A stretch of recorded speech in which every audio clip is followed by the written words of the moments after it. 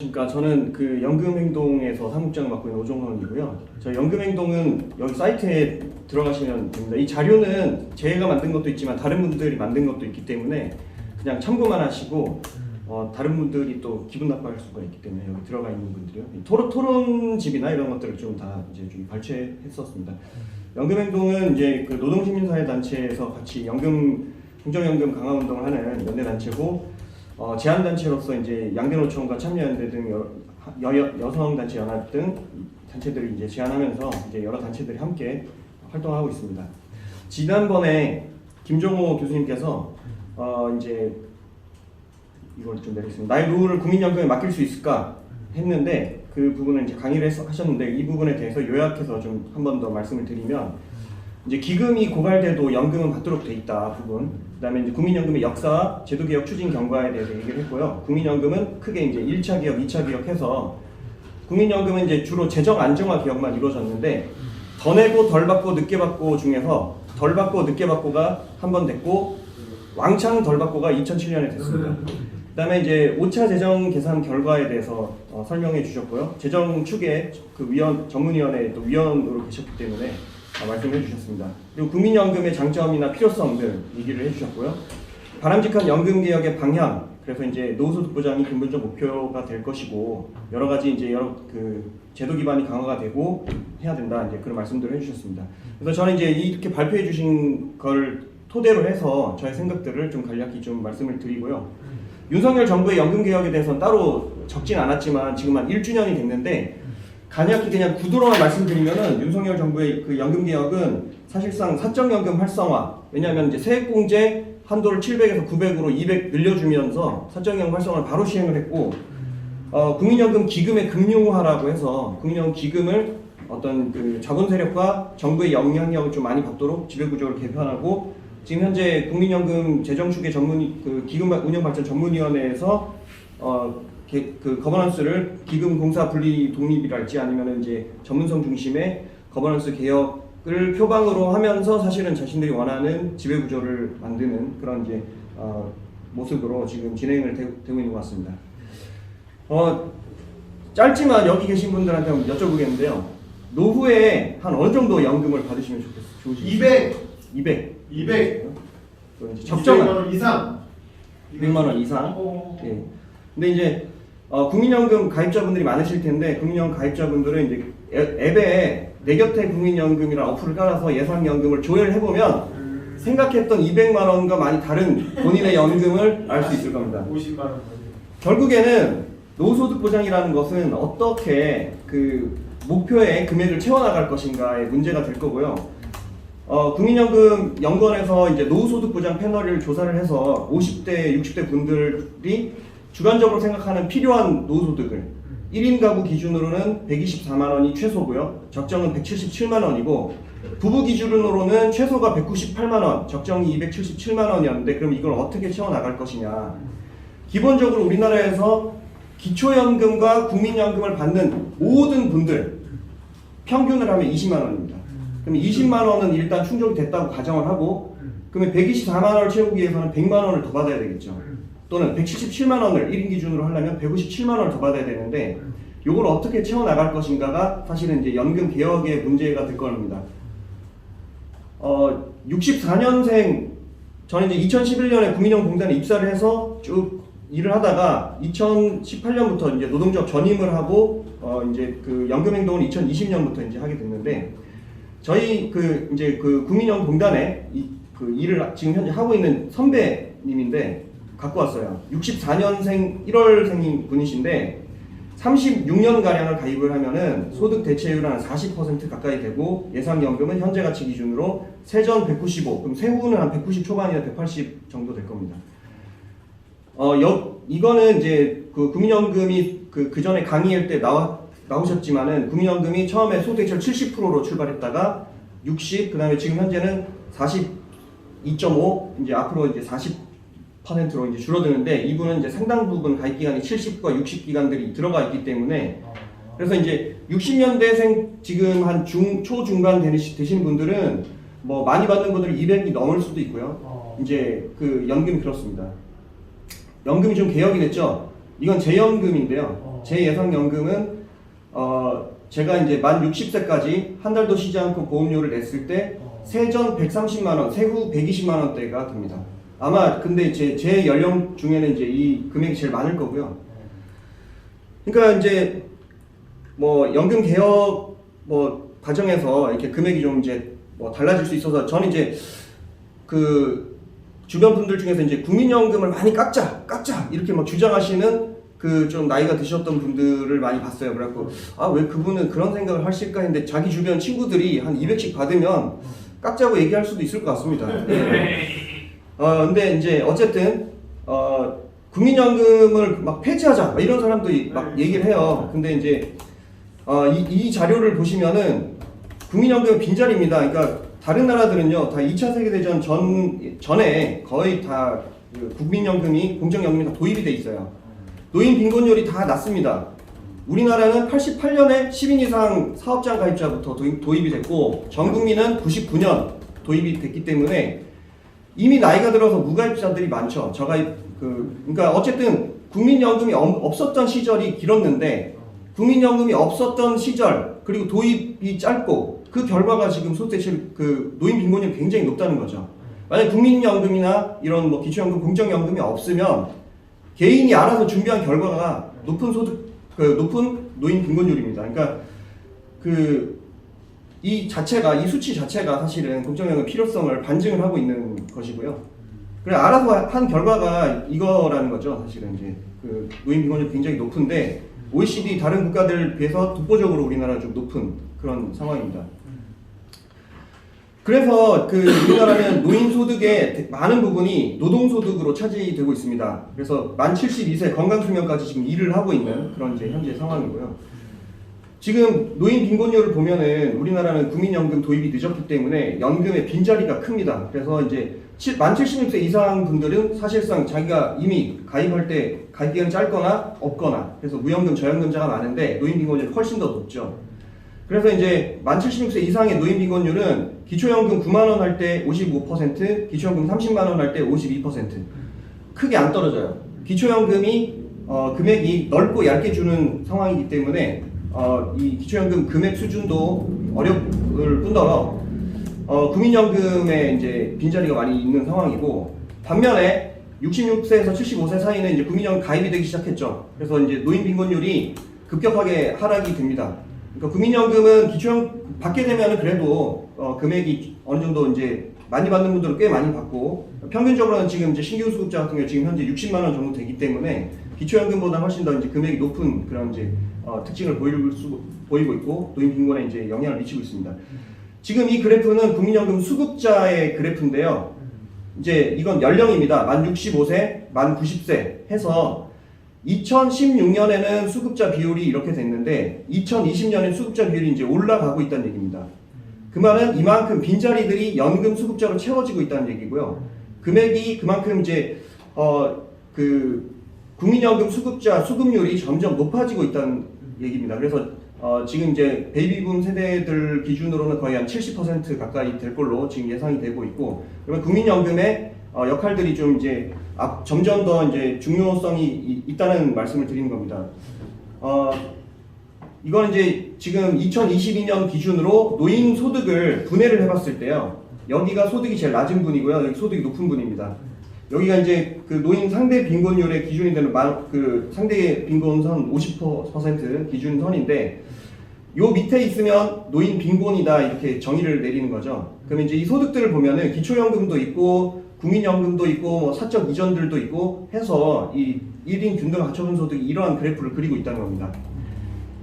그러면 이제 앞으로 우리가 노후소득 보장에 있어서 어떻게 할 것인가? 노후소득 보장은 그 제도의 포괄성, 사각지대 해소도 중요하고 급여의 적절성도 중요하고 제도의 지속 가능성, 사회경제적 지속 가능성을 높이는 것도 중요한 부분인데요. 어쨌든 지금 현재 이 상황을 개선을 해야 됩니다. 왜냐하면 이 지금 상대 빈곤선과 현재 소득과의 그 거리가 길수록 빈곤의 고통이 큰 거고요. 여기에 대해서 우리 사회가 어떻게 대처할 것인가의 문제인데, 유럽은 노인 빈곤율이 평균 OECD 평균 노인 빈곤율은 13.1%입니다. 이 정도에 와 있다는 얘기죠. 소득선이 이렇게 와 있다는 얘기죠. 채워야 할 공간들이 크지 않다는 얘기입니다. 우리랑 비교해서. 근데 우리는 채워야 할 공간이 굉장히 많기 때문에 이 부분을 고민을 해야 됩니다. 어떤 방식으로 채워 나갈 것인가. 지금 현재 국민연금의 그 금액인데요. 지금 저연금에 많이 몰려 있습니다. 여성이 더 저연금이 많고요. 남성의 그래프고 둘이 합하면 평균 그래프는 이렇게 되겠죠. 지금 60만 원 미만이 한 80%가 되고요. 40만 원 미만이 거의 한 60% 가까이 됩니다. 그러니까 저연금자가 그만큼 많은 상황인데 앞으로 저연금자가 조금 올라오긴 하겠지만 금액이 막 뭐 100만 원 또는 막 200만 원대 그 연금 수급자가 많아지고 막 그러기는 좀 어려운 그런 상황이고요. 국민연금 수급 그래프와 비슷한 게 우리나라 사람들의 소득 그래프입니다. 왜냐하면 국민연금은 어쨌든 노동시장과 연동이 돼 있고 물론 소득 재분배 기능이 있어서 아래 그 소득 하위 계층을 많이 높여주는 그리고 상대적으로 중상위 계층의 연금은 삭감하는 그런 기능들이 있는데 이게 이제 그 2022년 가계금융복지조사에 따른 그 가구소득별 구간이고요. 요걸 1인 균등화 소득으로 바꾸어 놓으면은 우리나라 사람들의 소득이 이렇다는 얘기입니다. 본인이 연봉이 6천 세후 가처분 소득이 6,400만 원이 넘는 사람은 상위 90%라는 얘기고요. 그 노인 빈곤선 상대 빈곤의 기준이 되는 게 1,587만 원입니다. 즉 한 달에 132만 원 가량이 연금이 미만 모든 소득 노후 소득을 합해서 132만 원 미만이면 노후 빈곤 상태로 이제 현재 정의를 하고 있는 이제 그런 상황이라고 보시면 되고 이 말은 제 예상 연금이 현재 가치로 131만 원이었 세후로 하면 120만 원대거든요. 그러면 이제 제가 특별하게 소득이 많이 높아져서 연금액이 크게 올라가지 않는 이상 저도 역시 이대로 가면 노인 빈곤으로 그대로 간다. 이제 그 얘기를 하는 겁니다. 그러니까 우리나라의 연금 수준이 현재가 높지가 않고 지금 OECD 국제 평균 비교하면 우리가 한 60% 수준인데 뭐 어떤 사람들은 우리나라 연금 수준이 높다 어쩐다 얘기를 하지만 실제 데이터로 보면은 높은 수준은 아니라고 저는 생각하고 있습니다. 사실 이제 2007년 연금 개혁으로 개인당 한 20에서 40만 원 정도 연금이 다 깎인 거예요. 이 자리에 계신 국민연금 가입자분들은. 그래서 이제 우리나라가 물론 보험료율도 낮습니다. 보험료율도 지금 9%로 이제 OECD 평균 대비하면 한 50% 수준이고 연금은 한 60% 수준이다. 그래서 덜 내고 덜 받는 그런 연금으로 지금 구성이 돼 있고 다른 나라들은 보험료율 꽤 높죠. 지금 뭐 이탈리아 같은 경우 33%, 스웨덴 뭐 원래 17.8% 여기서 이렇게 나오는데 공적연금만 얘기해서 그렇고요. 어쨌든 여기는 이제 사용자가 좀 더 많이 내고 있죠. 프랑스 같은 경우에도 한 28% 가까이 되는데 사용자가 좀 더 많이 내고 있고 그 스웨덴 같은 경우에는 프리미엄 연금까지 다 해서 국가에서 이제 걷는 게 18.5인데 개인이 7%를 내는데 이거는 소득공제로 다 거의 다 돌려받는다고 합니다. 사실상 여기는 뭐 안 내고 더 받는 뭐 이런 연금 구조라고 개인 노동자 기준으로 볼 수도 있겠고요. 어쨌든 이제 보험료가 부족하다. 그런데 소득 대체율도 부족하다. 왜냐하면 이거는 이제 가입 기간을 포함한 실질 소득 대체율, 실제로 받는 사람들 수준 얘기를 한 건데. 가입 기간이 앞으로 늘어나지만 실질 소득 대체율 자체는 25% 미만으로 돼 있고요. 문제는 2030년부터 50년 신규 수급자 같은 경우에는 기존 수급자보다도 소득 대체율이 낮아지는 현상이 나타나고 있습니다. 유럽 27개국 실제 소득 대체율, 가입 기간 포함한 소득 대체율은 한 42.5% 정도로 우리랑 이제 격차를 좀 보이고 있고요. 이게 이제 OECD 그 펜션스 에러 글랜스에서 2063년에 한국 연금 수준을 이제 예상을 한 건데요. 40년 다 가입했을 때, 그러니까 38년 다 가입했을 때 우리나라 연금 수준은 1위 AW라고 해서 이제 평균 그 노동 그 상용 임금 근로자 평균 소득이 1인데 우리나라로 치면 이제 383만 원인데요. 383만 원 대비하면은 우리나라는 이제 100만 원 초반대로 연금이 전 소득 하위 계층부터 상위 계층까지 이렇게 형성이 돼 있다는 것이고요. 다른 나라랑 비교하면 우리나라가 제일 낮은 걸 알 수 있습니다. 지금 캐나다 같은 경우에는 소득 대체율이 33%인데도 우리나라보다 높고요. 우리나라는 왜 그러냐면 소득 재분배 산식 때문에 중상위 계층은 연금 삭감되는 효과가 있어서 그렇고요. 중국은 우리나라 보험료 28% 걷죠. 중국도 28%를 걷는데 여기는 우리나라처럼 확정급여형이 아니고 DC형입니다. DC형인데도 불구하고 보험료를 워낙 많이 거두니까 연금 수준도 굉장히 높은 거고요. 상위 계층은 우리나라로 치면은 연금이 400만 원까지 가는 거예요. 중국은. 우리나라 기준으로 본다면 이제 우리나라랑 중국이랑 화폐 가치나 뭐 여러 가지가 다르겠지만, 그러니까 중국은 뭐 보험료가 높은데 왜 이렇게 높냐 하니까 당이 거들하면 걷는다, 이제 그런 이제 상황인 것 같아요. 스웨덴도 연금 개혁을 했다고 하지만 스웨덴 연금이 우리나라보다 수준이 훨씬 높습니다. 스웨덴의 연금 개혁을 할 수 있었던 특징은 연금 수준이 원래 높기 때문에 최저보증 연금 같은 연금 그 개혁이 가능했던 거고요. 뭐 스페인 뭐 이런 우리랑 비교가 안 되죠. 독일도 훨씬 더 높고 프랑스도 높고요. 예. 그래서 연금 수준이 왜 달라지느냐, 실질 소득 대체율이 왜 다르냐, 결국엔 가입 기간과 소득 대체율, 그걸 얘기를 하는 겁니다. 그래서 우리나라는 소득 대체율이 굉장히 낮다, 그리고 그래서 노인 빈곤율이 높다, 이런 사실들을 이제 연금 개혁에 있어서 감안을 좀 해야 되겠고요. 사각지대도 있습니다. 우리나라가 지금 2020년 기준으로 적용 사각지대가 이제 적용제외자, 가정주부 등 다 포함하면 이제 40%인데 그 중에 그 9.9% 한 10%는 또 10년 이상 가입이 돼 있어요. 그래서 실질적으로 한 30 몇 % 정도가 현재로서는 사각지대가 돼 있고, 이것도 이제 임의 계속 가입까지 하면은 이제 가입이 많이 이제 수급자로 다 들어오긴 할 텐데, 문제는 우리나라가 크레딧이 약하다는 겁니다. OECD 대비해서 육아휴직을 가지고 하면은 우리가 연금 수준이 제일 많이 떨어져요. 그러니까 이 말은 크레딧, 보험료 지원 이런 것들을 좀 많이 강화를 해야 된다, 그런 얘기고요. 재정의 문제도 사실은 우리가 관심을 갖고 있어야 됩니다. 우리가 1차 재정 계산할 때는 부가방식 비용률이 한 40% 나오고, 연금은 2047년에 소진되는 걸로 돼 있었습니다. 그래서 1차 이때 연금 2007년에 연금 개혁을 했고요.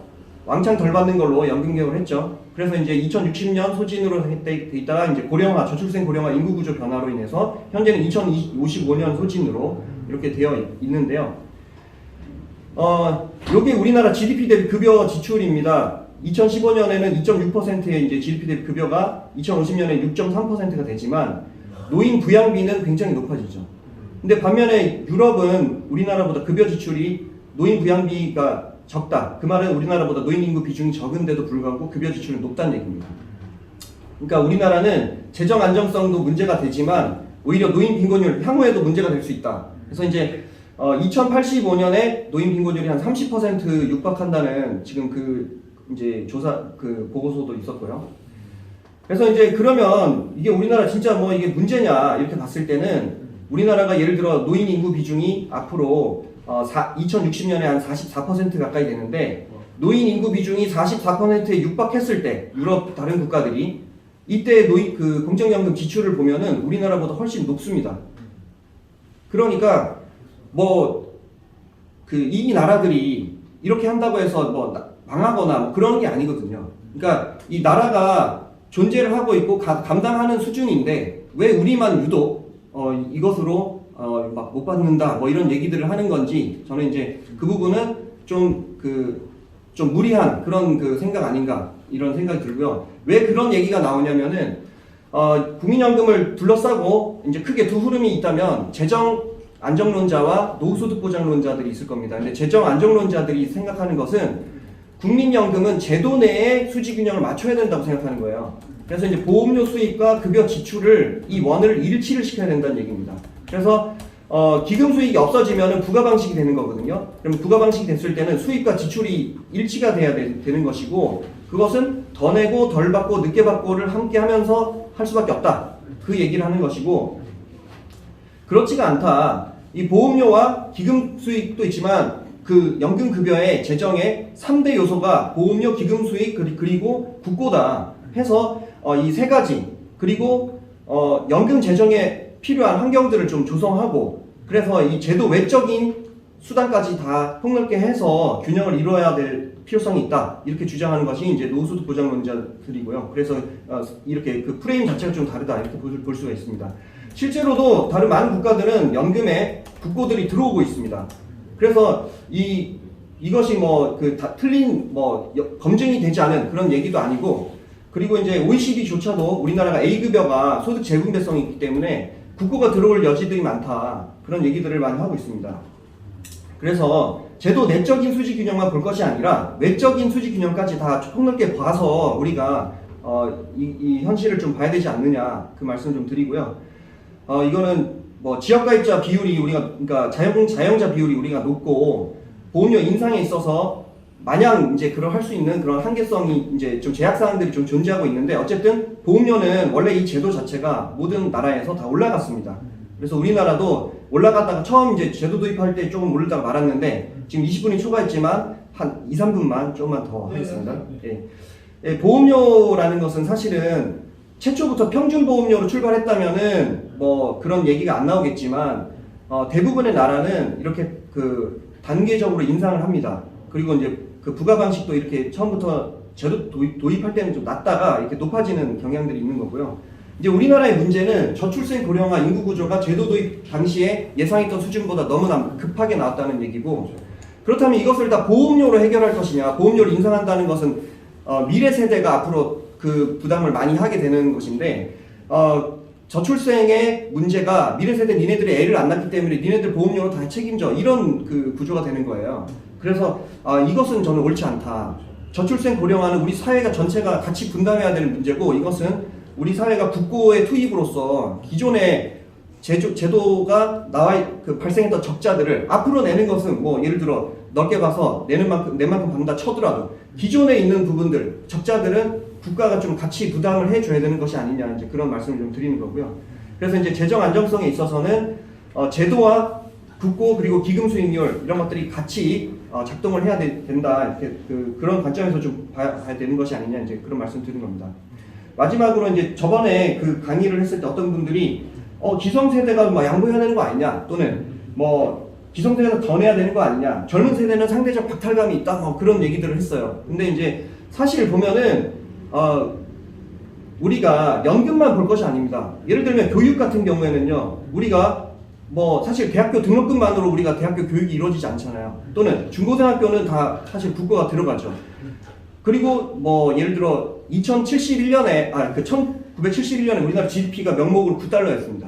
그런데 지금 현재 3만 몇천 불을 해갖고 우리가 소득이 한 470배 정도 상승이 됐는데, 이런 것들은 어쨌든 기성세대들의 어떤 이제 그 사회를 구성했던 그런 유산이라는 거죠. 그래서 이 연금 제도를 제도 내에서의 그 수지 균형으로만 볼 것이 아니라 전체적 복지 제도 내에서의 전체 그 재배분 그런 구조로 좀 볼 필요가 있다, 그런 말씀을 좀 드리고요. 그래서 연금 제도 뭐 어떻게 됐으면 좋겠다, 뭐 이런 원론적인 말씀은 급여가 적절해야 됩니다. 왜냐하면 뭐 국민연금은 자기가 적어도 지금 보험료를 내고 연금들을 받잖아요. 근데 기초연금이나 노인기초보장 같은 경우에는 해당 세대의 그 이제 조세로 이걸 다 부담을 해야 됩니다. 낸 것이 전혀 없이 채워야 한다는 얘기인데, 이거 역시 재정 뭐 안정론자들의 입장에서는 미래 세대 부담 자유로울 수 없다는 거예요.